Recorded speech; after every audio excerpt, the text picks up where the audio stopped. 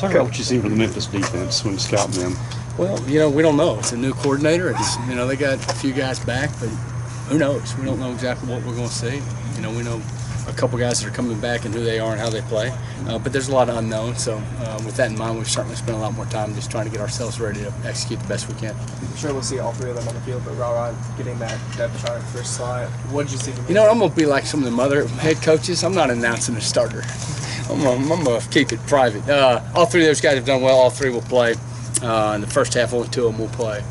So there's still a little time between now and then. But all three of them have done well. All three of them have shown, elite skills. And all three of them have had some days where they didn't practice as good as really they should have. So they're still battling it out. It'll be an interesting year, but it's good to have three quality players there that are doing well. And I expect two or three of them really to have a good year. I really do. For Justin, has it been just a matter of getting reps? Because it seemed like he got better, towards the end of the spring as well. Certainly. The more you practice, the better you're going to be. But he still does just enough to not play as good as he looks, is what I tell him occasionally. Make an error here or have a drop occasionally there. Well, he's got to be consistently as good a player as he can be. And if he is, he's an elite talent. So just chasing that consistency with him as much as we can. Kind of turning that around. Is it a guy who's playing better than maybe he looks in camp so far? Who looks bad? Let me think. They've all done well. It's been a good group. Those Z's, Ducking and Antonio Harmon both done a lot of good things. I'm looking forward to watching them play.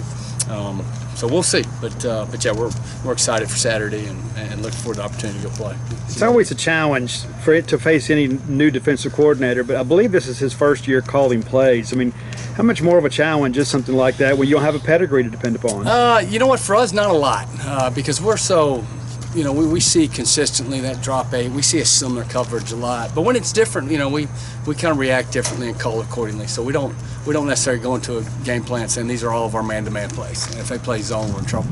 Or these are all our zone plays. And if they play any man, we're in trouble. So we're concentrating on just being the best we can be and completing the ball and getting open and doing those things. You talked about Justin, obviously another transfer, Mosley. Where have you seen him kind of progress? Is it kind of the same case? Yeah, same thing. He just needs to keep playing and keep getting his opportunities. And he's a talented young man, and I like him a lot. And again, I got to remember he's just still a freshman, so he's still got a lot of football ahead of him. But his days here are bright, and he's going to be a player for us. And he's got a unique skill set, and he's a quick, athletic, smart young man. So his time's coming. He's just got to keep learning and keep fighting for his opportunity to play. Talking this morning to Coach on the SEC teleconference, he said y'all define explosive plays as 13 rush, 16 pass, kind of numbers like that. How do you arrive at those kind of numbers? It's a good question. I have absolutely no idea. We chart it in practice. We have it in Pascal and the team. We have a little system on how a point system for everything we do. So that's Coach Leach's history. He's always had that. How he charts that, just historically, that's a good question. I don't know exactly where 13 and 16 comes